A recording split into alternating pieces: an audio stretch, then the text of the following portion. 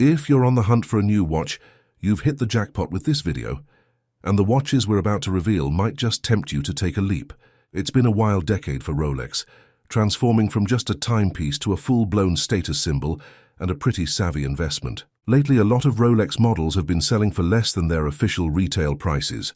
Today, we're going to explore which models are smart buys right now, but might not be such great deals in a few weeks. We'll point out the specific ones adjusting in price and discuss what this all means, whether you're a seasoned collector or just stepping into the Rolex scene.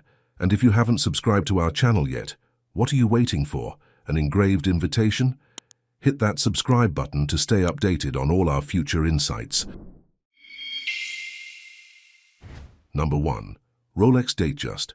Diving into the Rolex Datejust scene, it's the ones with the smooth bezels that are grabbing attention right now. Among the top-tier dials, think cool shades like blue, mint, Wimbledon, and those with unique motifs.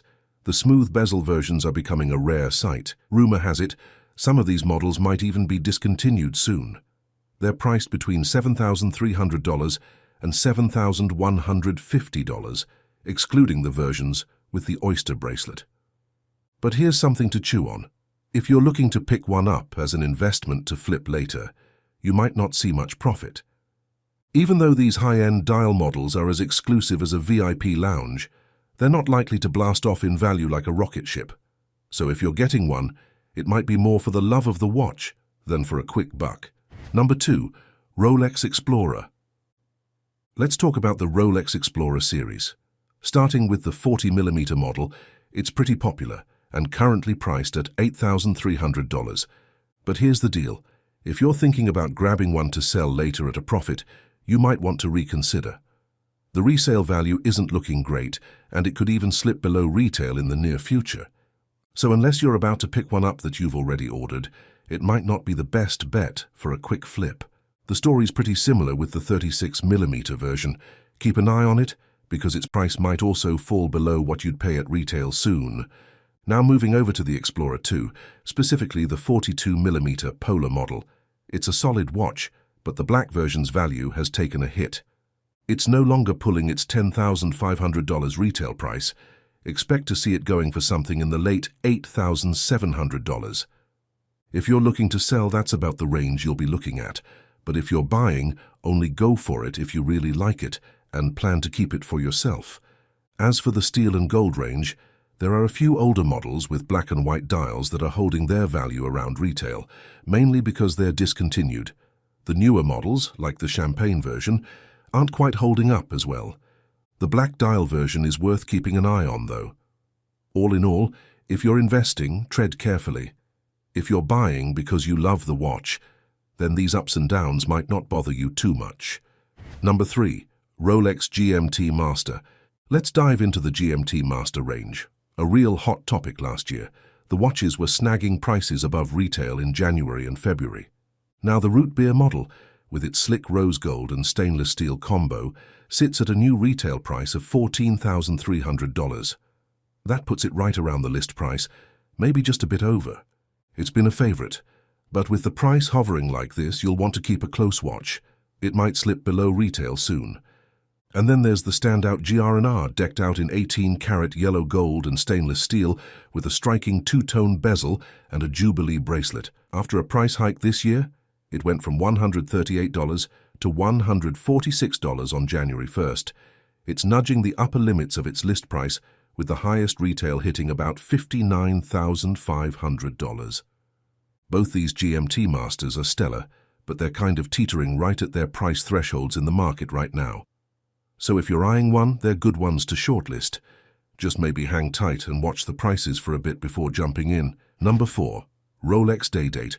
The Day Date with the black dial has unfortunately slipped into a bit of a tough spot. The Air King, a watch that really gets mixed reviews, some people love it, others not so much, is in a similar boat. The new 40mm version with the enhanced sports professional case and crown guards is going for $8,000. If you're thinking about buying it as an investment, you might want to keep a close eye on it.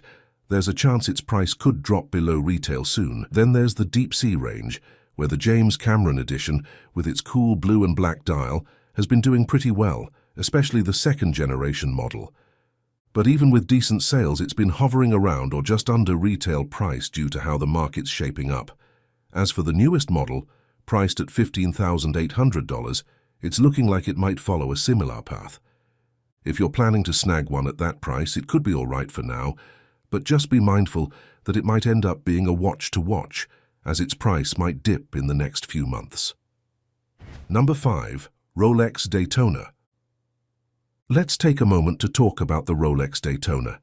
If you're in the market for something special and are considering the yellow gold versions going for $33,300, you'll want to be a bit wise. Whether it's the champagne, white, black, or even the diamond-studded dials, it's wise to keep these on your radar due to the recent price jumps. The diamond dial in particular has seen a notable increase. Also, there's this yellow gold model known as the Pikachu, which is pretty hot right now. If you're thinking about picking one up to sell later, definitely consider it a solid option. All these models are shaping up to be good picks if you're looking to potentially profit in the grey market. Number 6. Rolex Sky Dweller. Diving into the Sky Dweller range, you might be surprised to hear that a couple of the steel models are hovering right around their retail prices, maybe even a bit under. For instance, the black model on the Oyster bracelet is going for $17,000. To be honest, these steel Sky Dwellers aren't exactly your ticket to becoming the next watch market mogul. There's just no real profit margin in them right now. Unless you're collecting for the love of the game, and you're looking at this black or the similar white model, keep in mind they might slip below retail soon. And just because it's on a Jubilee bracelet, don't expect it to magically jump in value. It's not like the Jubilee can perform a price-boosting dance. It's a pretty clear indicator of the current vibe in the market. Laid back and a bit lukewarm. Number 7. Rolex Yachtmaster 40. Wrapping up with the Yachtmaster 40, we've got a couple of options that are worth a mention. First up, the versions with the steel body and platinum bezel. You can snag them in either blue or rhodium dials. Right now they're on the shortlist because, frankly, there's not much profit to be made if you're looking to sell.